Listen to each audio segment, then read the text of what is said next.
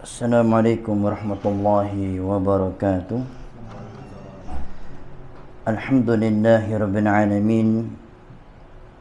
Wa bihi nasta'in ala umuri dunya waddin.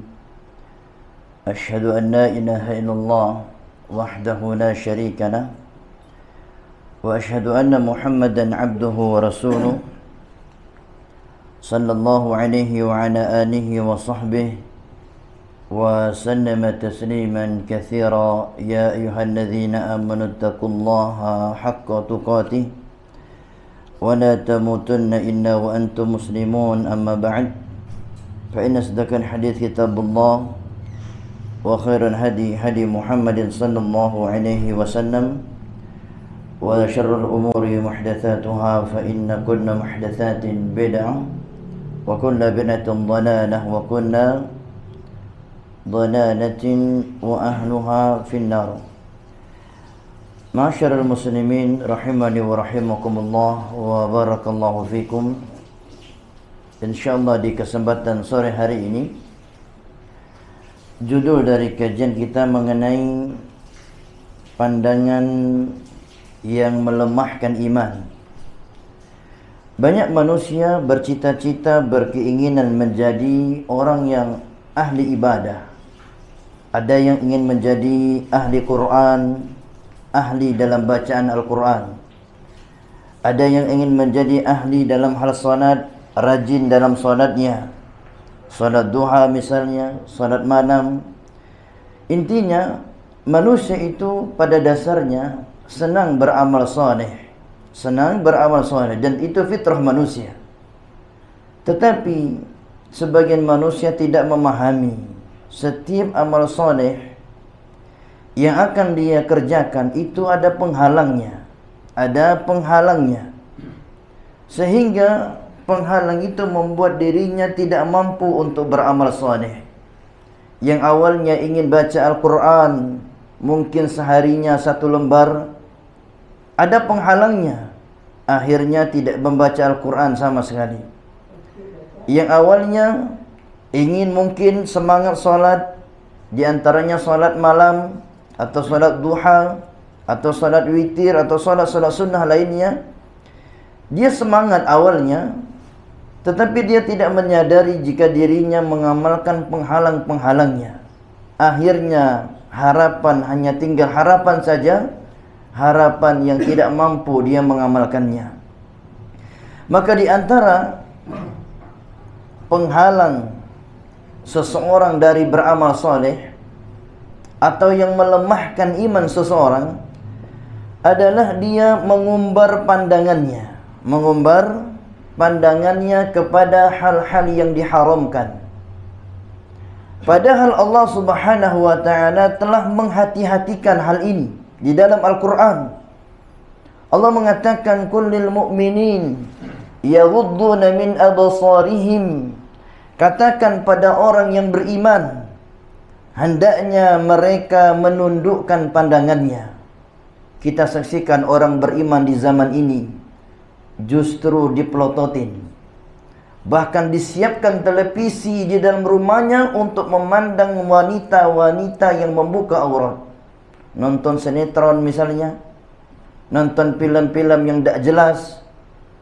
Padahal Allah sudah melarang dalam Al-Quran.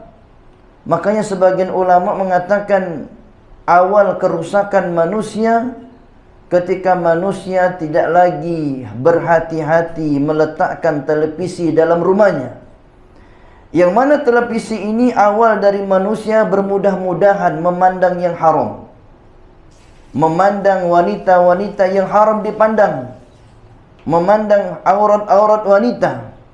Padahal Allah mengatakan yaghudduna min absarihim, hendaknya orang beriman itu menundukkan pandangannya. Mungkin ada yang bertanya, bagaimana kalau mau nonton? Ya ditutup saja televisinya dengan apa? Dengan tirai yang berwarna hitam, dengar suaranya saja.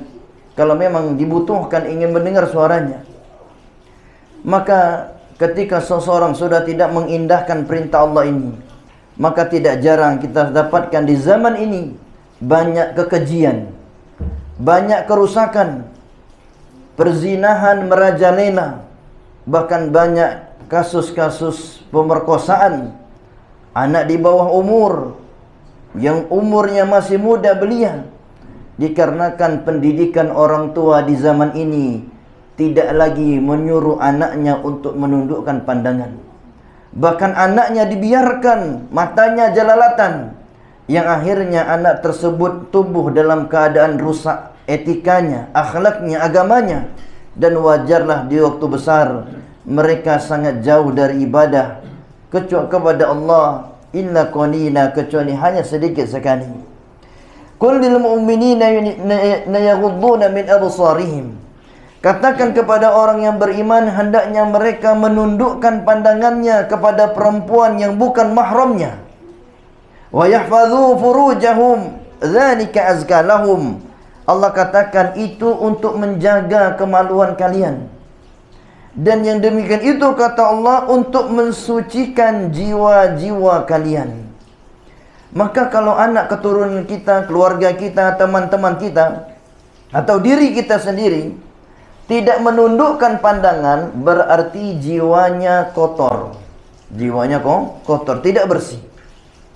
Bahkan disebutkan dalam hadis, Rasulullah mengatakan sesungguhnya Allah menetapkan atas anak Adam itu perbuatan zina. Mata bisa berzina, kata Nabi. Telinga bisa berzina. Lidah bisa berzina. Tangan bisa berzina. Kaki bisa berzina. Hati bisa berbuat zina. Tetapi Nabi mengatakan yang pertama mata. Kenapa Nabi mengatakan yang pertama mata? Karena mata sumber zina nomor satu. Sumber perbuatan zina yang pertama adalah mata. Makanya jika ada seseorang dimudahkan untuk menjaga matanya, maka dia telah dijaga oleh Allah dari sumber kerusakan terbesar. Maka barang siapa yang mengumbar matanya melihat yang haram, maka sungguh dia, kata para ulama, telah membuka pintu-pintu dosa yang sangat besar. Makanya kalau kita lihat orang buta, di satu sisi dia sedih, di satu sisi orang buta itu gembira. Kenapa gembira? Karena orang buta itu ditutup pintu kerusakan terbesarnya. Makanya kadang ada orang buta hafal Quran, ada orang buta tapi baca Qurannya pintar. Karena mereka hatinya lebih bersih daripada orang yang melihat matanya. Jiwanya lebih bersih. Karena pengotor jiwa nomor satu adalah mata. Pengotor jiwa nomor satu adalah mata manusia. Ketika melihat kemewahan dunia, dia pengen, akhirnya menghalalkan segala cara. Ketika melihat perempuan-perempuan yang haram, dia pengen, akhirnya dia berzina ketika tidak mendapatkannya, atau melakukan perbuatan-perbuatan yang tidak semestinya. Maka mata ini disebutkan di dalam hadis, di hari kiamat, di dalam surga adalah bagian anggota tubuh yang paling merasakan nikmat nomor satu di surga. Yang mana disebutkan dalam hadis, nikmat terbesar di dalam surga adalah melihat wajah Allah. Jadi nikmat nomor satu di dalam surga itu melihat Allah. Maka melihat Allah itu fungsi dari mata. Maka mata itu organ tubuh yang paling merasakan nikmat di dalam surga. Dan begitu juga di dunia, mata itu adalah organ tubuh nomor satu yang banyak menyesatkan manusia. Dan inilah yang banyak terjadi. Makanya jarang kita dengar orang-orang yang menyeru kepada kesesatan dalam keadaan buta. Jarang kita mendengar orang yang mengajak maksiat, orang buta itu jarang. Adanya orang melek matanya. Maka orang yang melihat matanya itu umumnya jarang yang selamat dari godaan nikmat kedua matanya. Dan orang-orang yang suka mengumbarkan pandangan matanya itu disebut oleh Allah dalam Al-Quran Al-Khainah, mata yang berkhianat, mata yang yang berkhianat. Ini penjelasan dalam Al-Quran, perintah dari Allah untuk menundukkan pandangan agar menjaga kemaluan. Yang kedua, agar menjaga kebersihan jiwanya. Kemudian berikutnya adalah pembahasan keutamaan menjaga pandangan. Disebutkan dalam hadis Rasulullah mengatakan, idmanu li sittan, jaminlah, jagalah untukku 6 perkara, kata Nabi. Barang siapa yang menjaga 6 perkara ini, aku jamin, kata Nabi, dia masuk surga. Yang pertama, kata Nabi, barang siapa yang bisa menjamin selalu jujur, kemudian tidak melakukan kedustaan, dan seterusnya dari jaminan Nabi. Kemudian yang terakhir Nabi mengatakan, barang siapa yang menahan pandangannya dari yang haram, aku jamin dia akan dimasukkan ke dalam surganya Allah. Maka orang-orang yang menjaga matanya dari melihat yang haram, itu mendapatkan jaminan surga dari Allah Jalla wa'ala.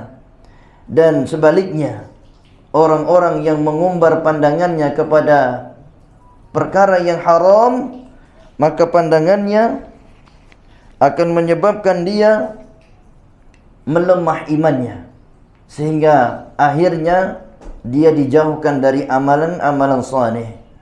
Kemudian pembahasan berikutnya adalah hukum memandang wanita yang bukan mahramnya. Apa hukumnya? Dari Jarir bin Abdullah radhiyallahu anhu, dia mengatakan, saya pernah bertanya kepada Rasulullah sallallahu alaihi wasallam tentang pandangan yang tidak sengaja. Maka Nabi mengatakan, palingkan wajahmu. Misalnya tiba-tiba tidak sengaja melihat perempuan yang haram dilihat, maka Nabi mengatakan, palingkan wajahmu. Ini disebutkan oleh Nabi kalau melihat perempuan yang tidak halal dilihat kalau tidak sengaja. Dan juga disebut dalam hadis yang lain, ya Ali, wahai Ali, kata Nabi, janganlah mengumbar pandanganmu, janganlah mengikuti pandangan pertama dengan pandangan yang kedua, karena pandangan yang pertama dimaafkan, adapun pandangan yang kedua tidak dibolehkan. Ini kaedahnya kalau memandang perempuan yang tidak haram, yang haram dipandang, kalau tidak sengaja itu dimaafkan. Tetapi kalau disengaja maka hukumnya dilarang. Dan hukum asal larangan dalam Islam bermakna haram. Maka kalau ditanya, banyak tidak keharaman yang kita lakukan setiap hari? Kalau ditanya demikian, jawabnya banyak sekali. Betapa banyak kita bermudah-mudahan memandang yang haram. Dan juga disebutkan oleh Rasulullah, an-nazaru sahmun min sihamin iblis. Memandang wanita yang tidak halal dipandang itu merupakan panah beracun iblis. Jadi panah beracun iblis. Barang siapa yang memandang wanita yang tidak halal untuk dia pandang, maka ibaratnya dia sedang kena panah beracun. Kira-kira kalau kena panah beracun, mati apa hidup? Maka ujung-ujungnya kematian. Yang mati bukan jasadnya, kata para ulama, tapi yang mati imannya. Jadi memandang yang haram itu mematikan iman, melemahkan iman. Bahkan dikisahkan di zaman dahulu, ada salah seorang ahli ibadah, tukang azan di masjid. Ketika dia naik menara, nampak anak gadis, dan akhirnya dia jatuh cinta kepada anak gadis tersebut. Dan ternyata ketika dia melamar, anak gadis itu agamanya Nasrani, sementara dia orang Islam. Kata anak gadis itu, kalau mau dengan saya, harus pindah ke agama saya. Karena sudah jadi kebiasaan menatap dari menara, ngumbar pandangan, sudah jatuh cinta karena mengumbar pandangan, Akhirnya awalnya Islam, gara-gara dia tertarik dengan perempuan Nasrani tadi, akhirnya dia keluar dari Islam dikarenakan pandangan saling melihat gadis tersebut. Maka pandangan yang haram itu bisa melemahkan iman, bahkan bisa menyebabkan kemurtadan, kekufuran kepada Allah Jalla wa Ala. Kemudian disebutkan oleh Nabi SAW, sesungguhnya wanita itu, kata Nabi, maju bentuknya setan, membelakangi bentuknya setan. Maka jikalau salah seorang dari kalian melihat wanita, kemudian kalian terkagum-kagum melihatnya, maka cepat-cepatlah kembali ke istrinya. Ini nasihat Nabi. Kalau qadarullah terfitnah oleh senjata-senjata syaitan, berarti Pak Ustaz, perempuan ini alat setan. Ini bingung jawabnya. Bisa dikatakan para ulama, sebagian ulama mengatakan setan itu menjadikan perempuan sebagai alat untuk menyesatkan manusia. Bahkan disebutkan dalam hadis, kehancuran Bani Israel itu gara-gara perempuan. Saking hebatnya senjata yang satu ini untuk menghancurkan kehidupan manusia. Bahkan disebutkan dari Abdullah bin Abi Hudzail, Abdullah bin Mas'ud masuk ke dalam sebuah rumah, mengunjungi seorang yang sakit. Beliau beberapa orang sahabat yang lain menjenguk orang sakit. Dan ternyata di rumah orang sakit itu ada seorang wanita. Maka salah seorang dari sahabat Ibnu Mas'ud itu memandang kepala wanita itu. Kata sahabat Ibnu Mas'ud, sesungguhnya matamu buta itu lebih baik daripada memandang wanita yang tidak halal untuk engkau pandang. Matamu buta itu lebih baik daripada memandang yang haram. Beginilah dulu para sahabat menjaga matanya. Sampai-sampai dikisahkan dalam hadis, ketika mereka tidak bisa menjaga pandangannya, mereka berdoa kepada Allah, ya Allah, butakan mataku. Jadi kalau bapak-bapak sekalian rasa-rasa berat jaga pandangan, berdoalah kepada Allah. Apa doanya? Butakanlah mataku. Nah, boleh ya, tidak dimarah tidak, kalau memang merasa tidak sanggup lagi menjaga pandangan. Tetapi hal ini terjadi pada ulama-ulama terdahulu. Kemudian berikutnya, menjaga pandangan mata merupakan tanda taubat yang benar. Jadi kalau ada orang bertobat dari dosa, tapi matanya masih jelalatan, itu belum benar taubatnya. Ternyata kalau dicek taubat kita ini belum benar, masih banyak mainnya. Allah Subhanahu wa taala berfirman dalam Al-Qur'an, "Tubu ilallah jami'an ayyuhal mu'minun." Wahai orang yang beriman, bertobatlah kepada Allah, la'allakum tuflihun, supaya kalian beruntung.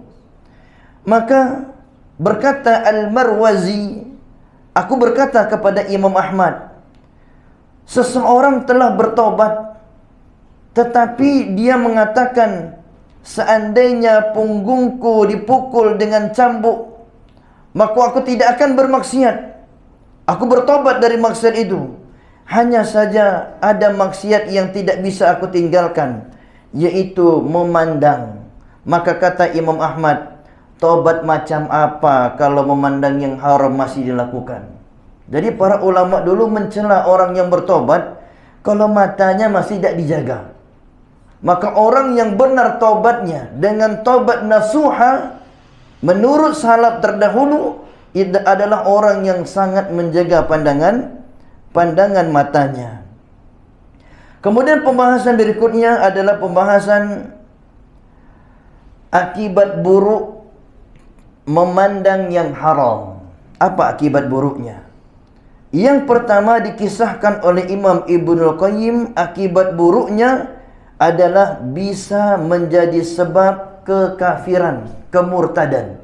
Ini akibat memandang yang haram. Akibatnya di antara memandang yang haram adalah menghilangkan keberkahan ilmu seseorang, menghilangkan berkah ilmu dan umur seseorang. Maka kalau kita tanya, kenapa waktu ini banyaklah main-main? Kenapa waktu hidup kita sekarang banyak sia-sia? 24 jam satu halaman tak terbaca Al-Quran. 24 jam satu baris tidak mampu baca Al-Quran. Padahal baca satu baris itu cuma 2 detik. Taruhlah 5 detik. 24 jam tidak mampu baca Al-Quran walaupun cuma satu baris. Maka sebabnya adalah dia suka mengumbar pandangan. Maka tidak akan berkumpul dalam jiwa seseorang kesemangatan ibadah dengan semangat mengumbar pandangan matanya kepada hal yang diharamkan. Maka dikatakan oleh sahabat Ibnu Abbas, beliau mengatakan seorang laki-laki datang kepada Rasulullah. Maka Rasulullah mengatakan kepadanya, ada apa denganmu? Maka dia mengatakan, wahai Rasulullah, ada seorang wanita lewat depan diriku. Maka aku memandangnya. Aku terus memandangnya. Akhirnya aku menabrak tembok, katanya. Saking parahnya. Nengok jalan mana nengok perempuan. Alhamdulillah cuma dinabrak tembok. Kalau sekarang bisa dipijak mobil dia. Bisa nabrak mobil. Akhirnya katanya, aku nabrak tembok ya Rasulullah. Maka jadilah apa yang kau lihat sekarang. Diriku babak belur, berlumuran dosa karena nyundul tembok. Apa kata Rasulullah? Yang demikian itu balasan atas perbuatanmu. Maka bisa jadi seseorang itu merasakan balasannya kontan, langsung saat itu juga. Langsung numbruk tembok dia. Ada juga yang merasakan keburukannya 40 tahun kemudian. Dan ada yang merasakan akibat dosanya bertahun-tahun setelah kejadiannya.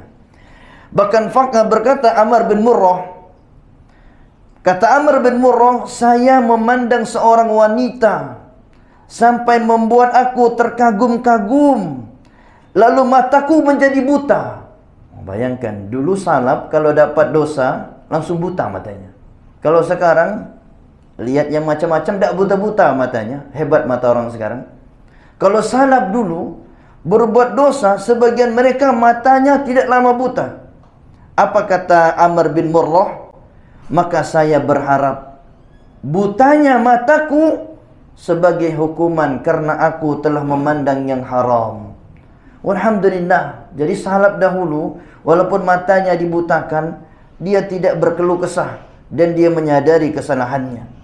Dan juga Abdullah bin Al-Janna pernah suatu ketika tidak menjaga pandangan. Lalu datang seorang menegur seraya mengatakan kepadanya, engkau merasakan akibatnya walaupun di hari kelak. Dan ternyata Abu Abdullah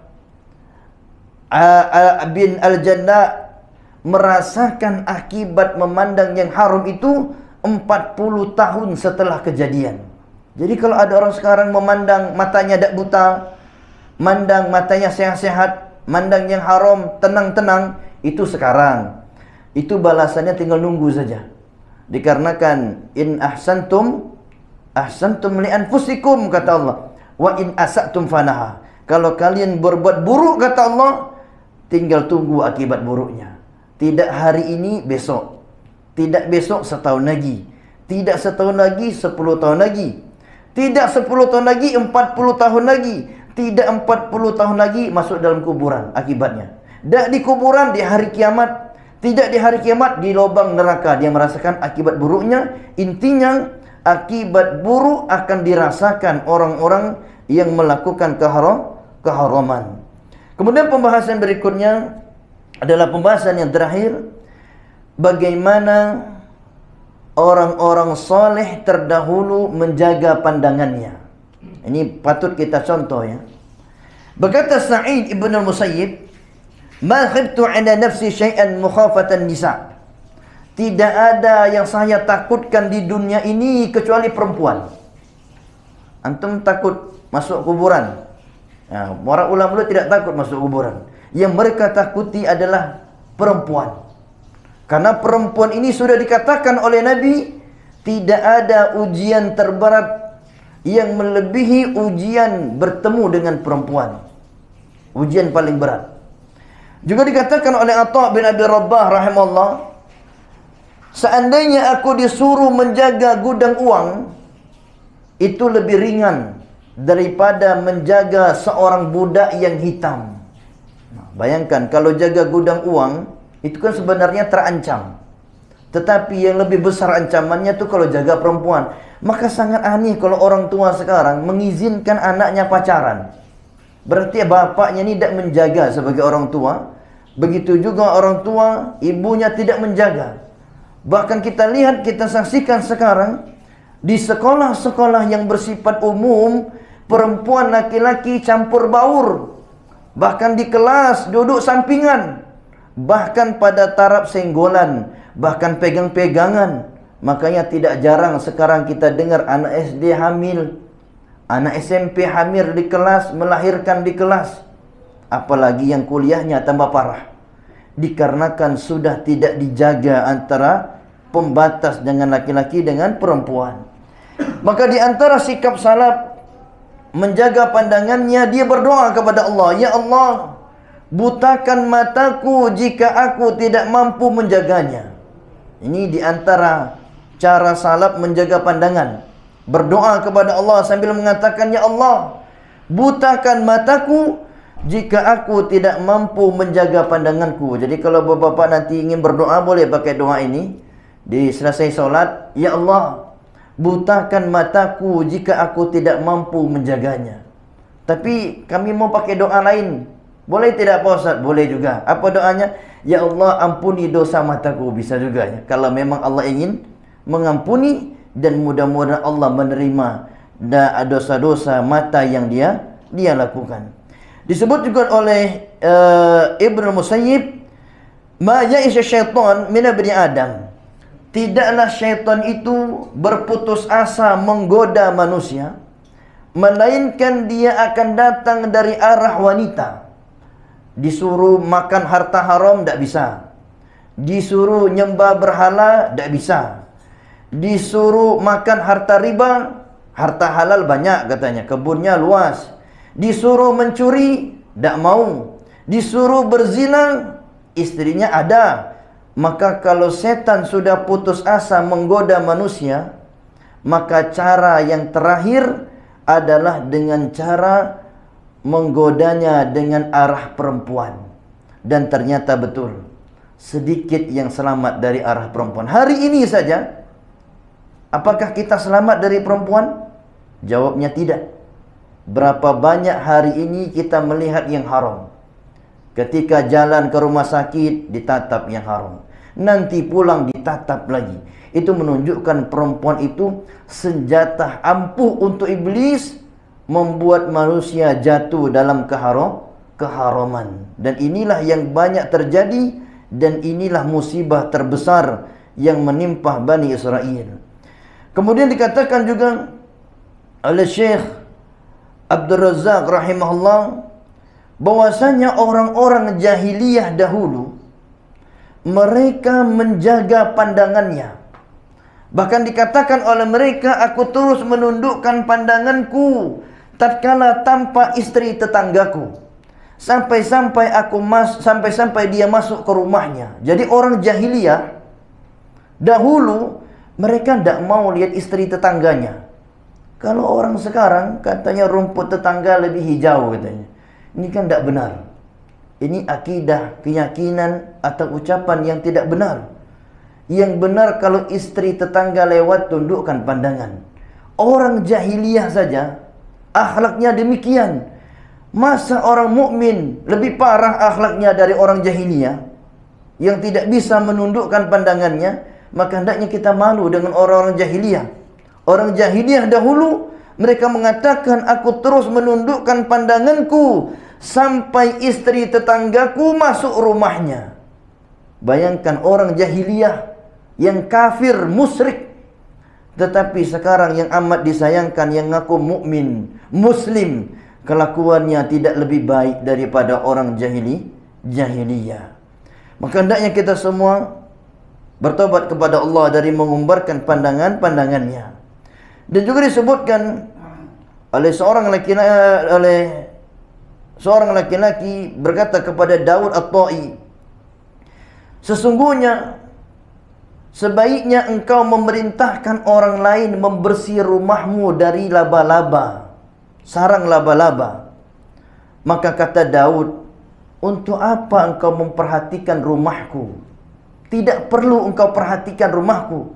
Kalau berjalan mendingan nengok jalan saja, jangan jalalatan nengok rumah orang. Salaf dahulu, saking mereka menjaga pandangannya, ketika berangkat salat Id, mereka mengatakan, dari berangkat aku hanya menengok jempol kakiku, sampai masuk rumah cuma jempol kaki yang aku lihat. Bayangkan, salaf dahulu ketika kalau keluar rumah, itu matanya fokus saja dengan jalan, tak fokus jalalatan kanan kiri. Maka barang siapa yang biasa mengumbar pandangan kepada hal yang sia-sia, pasti akan mengumbar pandangan kepada yang haram. Maka hendaknya kita semua menjaga pandangan mata kita. Barang siapa yang menjaga pandangannya, Allah siapkan untuknya bidadari surga. Yang mana bidadari surga itu, kata Nabi, kalau kata Ibnu Abbas, bidadari surga itu kalau dia meludah ke laut, laut itu jadi manis. Pernah lihat ludah bidadari? Kata sahabat Ibnu Abbas, kalau bidadari itu meludah ke laut, laut itu jadi manis. Kalau bidadari itu muncul ke dunia, matahari kalah sinarnya. Dan kalau bidadari muncul ke dunia, semua langit dan bumi menjadi harum, semerbak. Dan kalau ada bidadari bertemu dengan suaminya, maka dia akan berpelukan selama 70 tahun namanya. Maka bidadari surga Allah siapkan untuk orang-orang yang sabar menjaga pandangannya. Semakin seseorang bisa menjaga pandangannya, semakin indah bidadarinya. Jadi kalau ditanya bidadari itu kecantikannya beda-beda tidak, Pak Ustadz? Jawabnya beda-beda. Jawabnya beda-beda kecantikan bidadari itu. Di antara yang mempercantik bidadari seseorang adalah menjaga pandangan matanya. Kalau antum bisa menjaga pandangan matanya, maka bidadarinya semakin jelita, semakin indah, semakin menarik, semakin menyenangkan, semakin cantik, dan seterusnya. Semakin mengumbar pandangan, kadar bidadarinya berturun kadar kecantikannya. Maka ketika antum melakukan keharuman dari perkara memandang yang haram, itu sebenarnya sedang mengurangi derajat keindahan surganya. Semakin sering melakukan yang haram, andai pun kalau dia masuk surga, surganya semakin berkurang indahnya. Tetapi kalau antum semangat meninggalkan yang haram, maka surganya semakin indah, semakin mewah, semakin menarik, dan semuanya tergantung dari amalan kita masing-masing. Maka hendaknya kita semua bertakwa kepada Allah, karena pandangan mata sangat melemahkan iman. Betapa banyak di bulan Ramadan orang semangat ibadah, tetapi keluar bulan Ramadan mulai mengumbar pandangan ibadah yang biasa 11 rakaat solat tarawih hilang semua. Di Ramadan mampu solat malam 11 rakaat. Di Ramadan mampu puasa sebulan penuh. Keluar bulan Ramadan, puasa sunnah tak diamalkan. Keluar bulan Ramadan, hilang semua amal-amal soleh, puasa, solat malam. Kenapa demikian? Dikarenakan di luar bulan Ramadan katanya bebas. Di antaranya bebas memandang apa yang dia mau yang halal, mau yang haram. Maka buahnya Allah haramkan dia dari ketaatan yang satu kali ketaatan itu lebih baik daripada dunia dan seisinya. Maka hendaknya kita semua hati-hati dari memandang yang haram, karena sangat merugikan jiwa seseorang dan sangat merugikan agama dan dunia seseorang. Dan mudah-mudahan Allah Subhanahu wa taala menjaga pandangan mata kita dari yang haram. Seandainya pun kalau kita tidak mampu menjaga pandangan ini, maka kurangilah memandang hal yang tidak perlu. Wallahu ta'ala alam bisawab. Naktafi bihadza, subhanakallahumma wa bihamdik, asyhadu an la ilaha illa anta, astaghfiruka wa atubu ilaik. Assalamualaikum warahmatullahi wabarakatuh.